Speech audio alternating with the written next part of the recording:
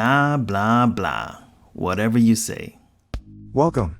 And today we'll dive into a couple of great malicious compliance stories and their reactions. Coming up we have security made us show the last 5 photos on our phone. Plus we have my manager makes a big fuss that we are to work from home, makes us text her every break we have, okay. And finally, must check my work email every. I just know you're gonna love these stories, so this should be a fun session. Hi, this is Derek. I just put the Drama Llama, Fred, back in his pen so that I can do this quick video for you with some of the stuff that Fred found on Reddit earlier today. If this is your first time watching our videos, help me out by watching to the end, and then giving me some feedback in the comment area below. I do respond to every single one, so don't be shy. And if you want more of these videos daily, don't forget to like and subscribe, with notifications turned on for this channel. Oh boy, let's get ready for some malicious stories. Stu Things and Stuff posted. Security made us show the last 5 photos on our phone. My coworker, and absolute hero, maliciously complied at security on one of our subcontractor jobs. The customer was a manufacturer for high-end electronic components. Security was tight as a small 4 inches by 6 inches box could contain $250,000 worth of microchips. Our team was installing equipment in their facility for 1 week. A security checkpoint had to be passed every trip in or out of the building. Mr. Security Guard, Chad maybe, decided my coworker, Steve probably, was more suspicious than the other 4 techs. So every trip in or out, not only was Steve made to dump his entire contents of his backpack out on the table and go through it. Chad required Steve to show him the last 5 pictures taken on his phone to prove he wasn't stealing secrets. This is all fine, except Chad lets everyone else through without any sort of inspection. Steve is trying to stay positive, but obviously this is eating away at him. Steve tries to be overly positive and also a bit snarky with comments like "Thank you Paul Blart for keeping America safe," which busts up the rest of our crew. Then, Steve has the idea that we'll free him the rest of the week. Wednesday comes along, Steve is overly scrutinized on our way in as usual. As we head to security at lunch, Steve says he has to go to the bathroom. He comes back out a few minutes later, absolutely giddy. Chad Blart, mall cop, stops us on our way out and asks Steve to see his camera roll. Steve gladly hands the phone over. Chad is greeted by some very peculiarly angled shots of Steve's butthole. What the F? Chad throws the phone down on the table. Oh, sorry. I thought I had a hemorrhoid and wanted to see how bad it was. Is everything okay with my pictures? Is the facility safe? Chad never checked Steve's materials again. Good on you, Steve.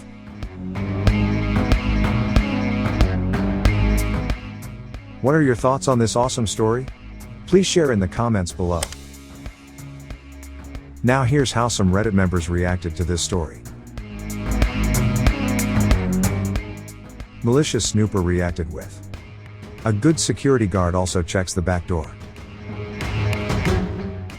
Evil Penguin 9000 reacted with, "And that's how Steve hacked security and got the secrets out. Nicely done." This is stupid too. The guard always checks the same number of pictures. So take 6 selfies after you take the pictures. Or just move them into another folder. Or email them to yourself and delete them. It's almost like the security measures are completely useless. What a bunch of great reactions. Now on to the next story posted by External Art. Titled, "My manager makes a big fuss that we are to work from home.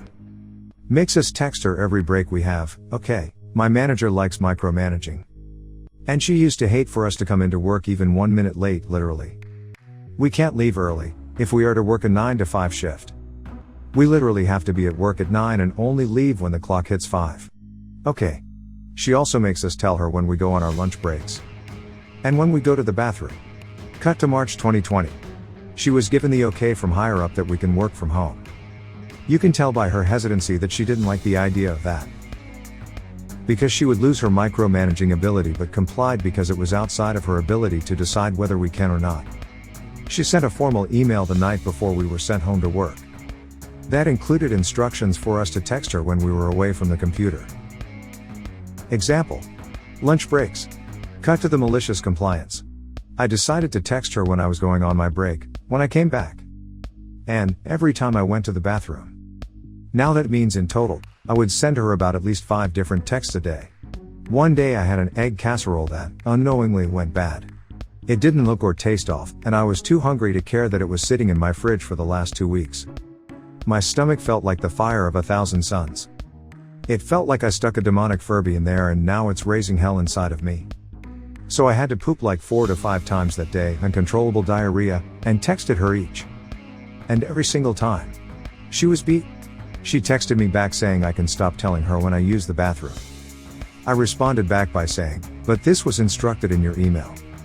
Same night, she sent another email copying the previous one to update the changes. About what we are supposed to do to give notice about stepping away from the computer.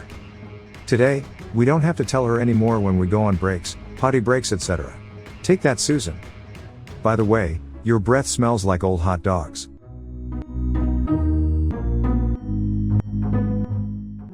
What are your thoughts on this awesome story?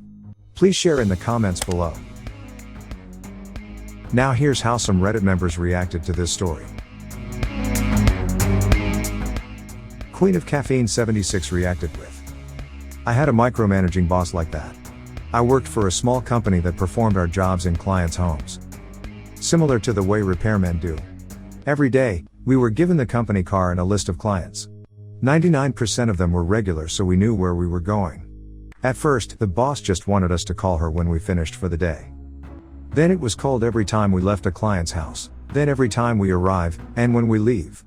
Then it was an argument every single time about how long we took to get from one client to the next. We didn't get paid for drive time, so it was never longer than necessary. Then arguing with the boss about what routes we took, usually to places she'd never been.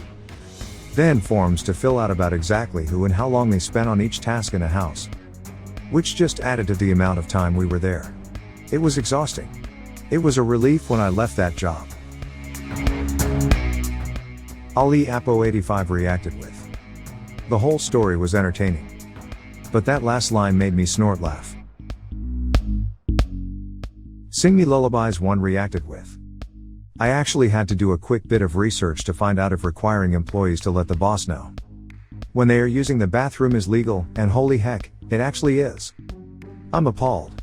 But unless you are using a company cell phone, she can't require you to text. Glad to read that she finally came to her senses, at least for the duration of work from home. By the way, your breath smells like old hot dogs. Priceless. What a bunch of great reactions. Now on to the next story posted by Other Lieutenant Dan. Titled, Must check my work email every single day. Okay. So I was working for a small private ambulance company that ended up getting bought out by a larger corporation. To folks that have done this kind of work, no, it wasn't the company you're thinking of. But this new corporation wanted to be just like them. So corporate sends out a directive that all employees must check their work email at least once every 24 hours. No exceptions. Now I'm a lowly part-timer. So it would occasionally be weeks in between my shifts. The fun part is, I usually played field supervisor on my shifts I did work. So in order to be in compliance with the corporate directive, I set my work email to update every day at the same time on my phone. I would then log my 15 minutes of email checking on my paycheck. So I would also be in compliance with state and federal payroll laws. I also made sure to inform as many employees to do the same. Didn't check your email while you were on shift, because you were too busy trying to figure out what made grandma's ambulance ride to the doctor medically necessary. That's okay. Just check it when you get home. Make sure you put it on your timesheet, though. It took a couple pay cycles, but eventually I get a call, on my day off, asking why I'm logging 1.75 hours on weeks that I didn't even work. I explained that I was just following their corporate directive. I was told at that point that I no longer was able to log those hours. I told them to give me that in writing as that goes against labor laws. Needless to say, the directive to check email every day got revoked. Oh, but I did put down 30 minutes on my timesheet for the call as it took 22 minutes.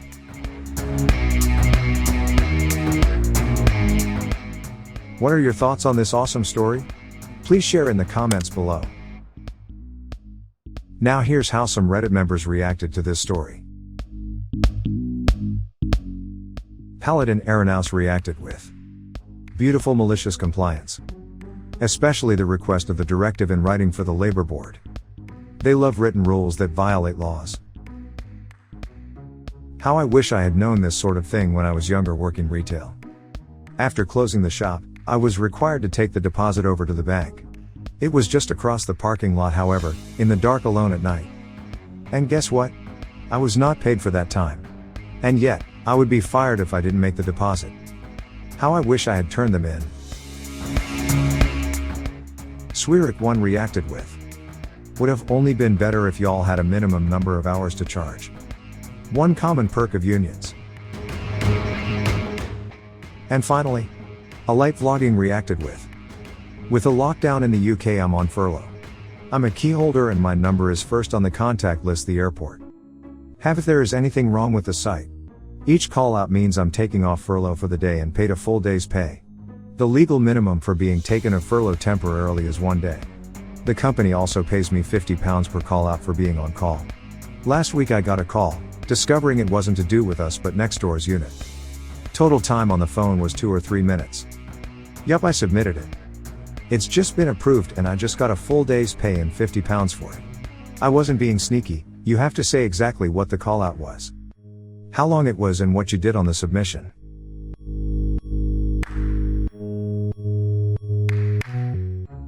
Well, there you have it. A perfectly great set of reactions from a bunch of upstanding citizens. Help support this channel by smashing the like and subscribe buttons.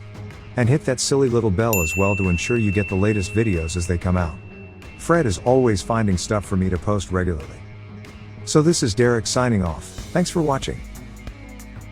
Good grief, it sounds like Fred is out of his pen again.